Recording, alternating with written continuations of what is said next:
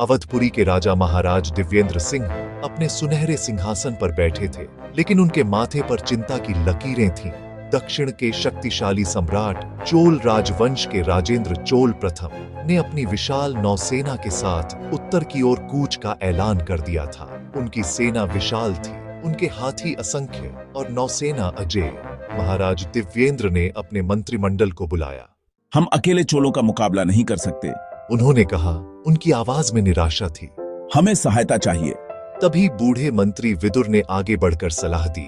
महाराज, पाटलिपुत्र के मौर्य सम्राट अशोक महान से बड़ा इस धरती पर कोई शासक नहीं हुआ। उनकी सेना विशाल थी, लेकिन कलिंग युद्ध के बाद उन्होंने अहिंसा का रास्ता अपना लिया।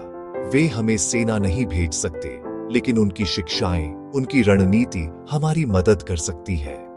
महाराज दिव्येंद्र की आंखों में एक चिंगारी सी दौड़ गई। उन्होंने तुरंत अपने सबसे विश्वसनीय दूत को पाटलिपुत्र भेजा।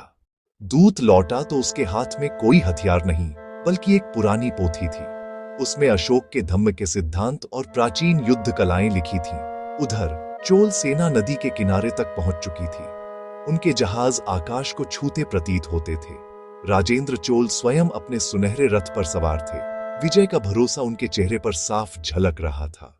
लेकिन महाराज दिव्येंद्र ने अशोक की शिक्षाओं को अपनाया। उन्होंने युद्ध से पहले ही चोल सम्राट के पास शांति का दूत भेजा।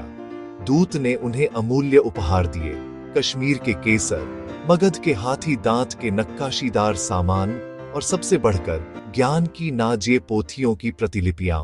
पहले तो राजेंद्र चोल हैरान रह गए, फिर उन्होंने उन पोथियों को पढ़ना शुरू किया। अशोक के विचारों ने उनके मन को झकझोर दिया। उन्होंने महसूस किया कि सच्ची विजय दूसरे के राज्य पर कब्जा करना नहीं, बल्कि उनके दिलों को जीतना है। अगले दिन युद्ध का मैदान में अजीब नजारा देखने को मिला।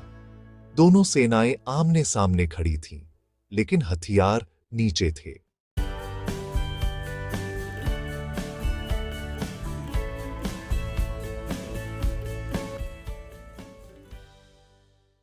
तुमने मुझे सिखाया कि एक महान सम्राट वह होता है जो युद्ध जीतता है, लेकिन शांति कायम रखता है।